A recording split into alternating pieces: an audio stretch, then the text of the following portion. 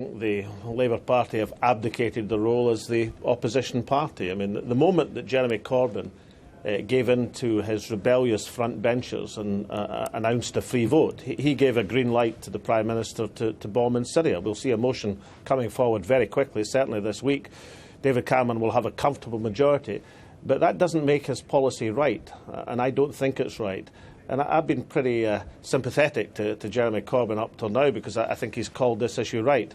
But he has now abdicated the role of opposition, and he's abdicated his position as the opposition leader, and he's given this green light to David Cameron. See, one of my difficulties with David Cameron is I think he's actually been very interested over the last few days in dividing the Labour Party, maybe more interested in dividing the Labour Party and uniting the country. Now, he's succeeded in dividing the Labour Party, but I don't think he's succeeding in uniting the country behind his policy.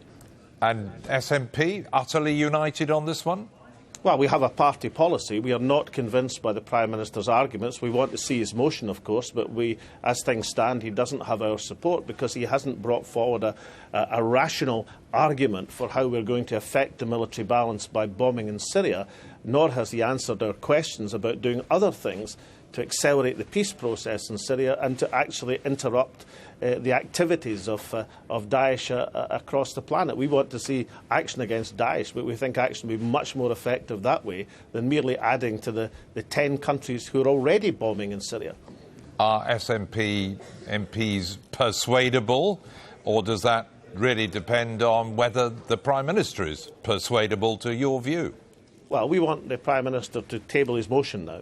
I think Jeremy Corbyn's right about one thing. It should be a two-day debate in the Commons. I think there should be enough time for everybody to get their point of view across. But the Prime Minister should now table his motion, and the SNP, because we are still an opposition party and acting like an opposition party, will amend that motion to try and bring it into line with what we want to argue. But we are not persuaded that an extension of the UK airstrikes into Syria is going to make any difference whatsoever to the military balance, and we want to see the Prime Minister say much more about the other things he should be doing in terms of tackling Daesh and accelerating the peace process for the people of Syria. Is there a danger the SNP could be mistaken for a no policy, no action party on this one?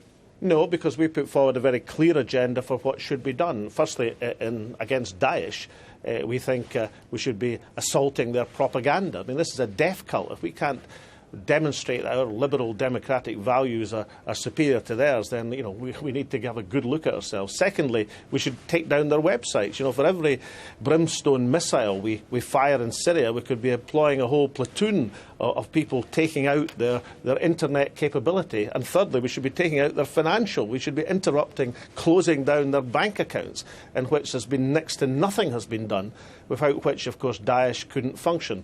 And in terms of what's happening in Iraq, there are still to hear a coherent argument for why we are not giving the Kurds some serious heavy weapons, our only reliable ally in the whole region, who are still lightly armed despite their success in cutting the caliphate in half. Why aren't we giving them some serious weaponry if we actually want to do something militarily that would make a difference? So are you suggesting the Prime Minister is just having a knee-jerk reaction to what happened in Paris? No, I think the Prime Minister has been wanting to do this for ages. He's been itching to do this since he got turned over in the Commons 2 years ago, when, of course, he wanted to bomb the other side in Syria.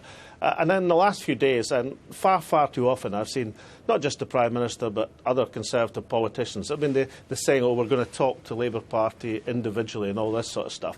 That's clearly aimed at dividing the Labour Party as opposed to uniting the country. And this is far, far too big an issue for that sort of tactic. 2003, everybody still remembers what happened in Iraq and the aftermath of that. Does that still echo through the chambers of the Palace of Westminster? Well, all I would say is this, that if you look at what people are saying and what they said then, I mean, David Cameron was for the war in Iraq. He was wrong about that. He spent 13 times as much bombing Libya as in reconstructing it, 13 times as much. And we know that the cell which assaulted and killed UK citizens in Tunisia was actually trained in Libya, not in Syria, in Libya. So that was a disaster. And 2 years ago, he wanted to attack President Assad, the other side in the Syrian civil war. So the Prime Minister's track record of calling these matters is not a very reassuring one. And those of us who've been opposed to military action when it hasn't been fought through have been proven right by events. Alex Salmond, thank you very much.